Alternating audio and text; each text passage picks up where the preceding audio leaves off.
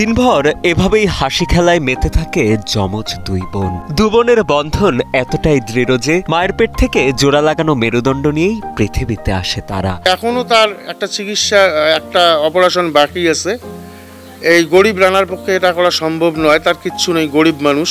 জন্মের পর অস্ত্রোপচারের মাধ্যমে যমজ এই দুই শিশুর মেরুদণ্ড আলাদা করা হলেও এখন অর্থাভাবে বন্ধ হয়ে গেছে ফুটফুটে দুই শিশুর চিকিৎসা। চাকরি হারানো ঋণগ্রস্ত বাবার পক্ষেও দুঃসাধ্যকর হয়ে পড়েছে মেয়েদের চিকিৎসার খরচ বহন। আমি নোয়ানাবার বাবা। নোয়ানাবার জন্মের পরে আমি জানতে পারি ওদের কোমর এবং মেরুদণ্ড জোড়া লাগে। জানা যায় 2022 সালে কুড়িগ্রামের কাঁঠালবাড়ির বাসিন্দা রানা নাসরিন দম্পতির ঘর আলোকিত করে পৃথিবীতে আসে ফুটফুটে যমজ কন্যা সন্তান নুহা ও নাবা। স্থানীয় একটি বেসরকারি ক্লিনিকে তাদের জন্মের পর চিকিৎসক জানান শিশু দুটির মেরুদণ্ড জোড়া লাগানো অবস্থায় রয়েছে। চিকিৎসা বিজ্ঞানের ভাষায় যাকে বলা হয় কনজয়েন্ট টুইন পিগোপেগাস। ছোট বড় মিলে ওদের 8টা করে অপারেশন হয়, 8টা করে অপারেশন বাকি আছে।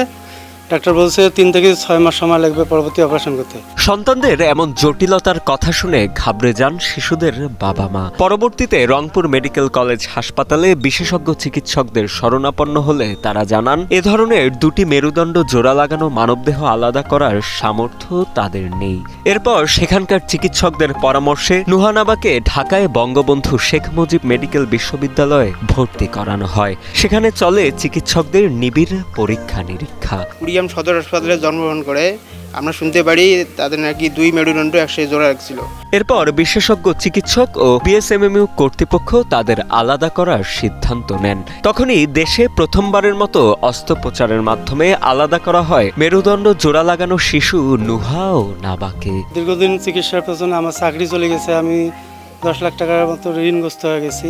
এর মধ্যে medical college, Bangabandhu medical college বাচ্চা দুটোর পেছনে 35 লক্ষ টাকা খরচ করছে আর একজন 15 লক্ষ টাকা অনুদান করছে।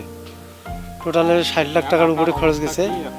আদরের মেয়েরা সুস্থ হলেও ব্যয়বহুল চিকিৎসার ভার বহন করতে হিমশিম খেয়ে যান বাবা আলমগীর হোসেন রানা। হাসপাতালে মেয়েদের সঙ্গে সারাদিন ব্যস্ত থাকায় হারাতে হয় ছোটখাটো চাকরিটিও। চিকিৎসা খরচ মেটাতে ঋণ করেন মোটা অঙ্কের টাকা, এমনকি শেষমেশ জমিও বন্ধক রাখতে হয় অসহায় বাবাকে। খুব শীঘ্রই বাকি আরো 2টি অপারেশন প্রয়োজন হলেও সেই অর্থ কিভাবে যোগাবেন সেই চিন্তায় নির্ঘুম রাত কাটছে শিশুদের বাবা মায়ের। যদি দেশবাসী বা বর্তমান প্রধান উপদেষ্টা আমার সহায় হয়, উনি যদি দায়িত্ব গ্রহণ করে তাহলে বাচ্চা দুটা চিকিৎসা সম্পূর্ণ করতে পারবে এবং বাচ্চা দুটা স্বাভাবিক জীবন ফিরে পাবে। এমত অবস্থায় প্রতিবেশী ও এলাকাবাসীর ভাষ্য, বছরের পর বছর মেয়েদের চিকিৎসা করাতে গিয়ে অনেকটা নিঃস্ব হয়ে গেছে তাদের পরিবার। একজন কিছুটা সুস্থ থাকলেও আরেকজন এখনো খানিকটা অসুস্থ। তাই নুহানাবার বাকি চিকিৎসার ব্যয়ভার বহনে দেশবাসী ও সরকারকে সহযোগিতার হাত বাড়িয়ে দেওয়ার আকুল আবেদন স্থানীয় এলাকাবাসীর। এখন সকলে মিলিয়ে যদি আমরা কিছু সহযোগিতা করি তাহলে পরবর্তী জন্য কোনো বিপদে না পড়ে অপারেশনটা পরবর্তীর জন্য সাকসেসফুল হয়।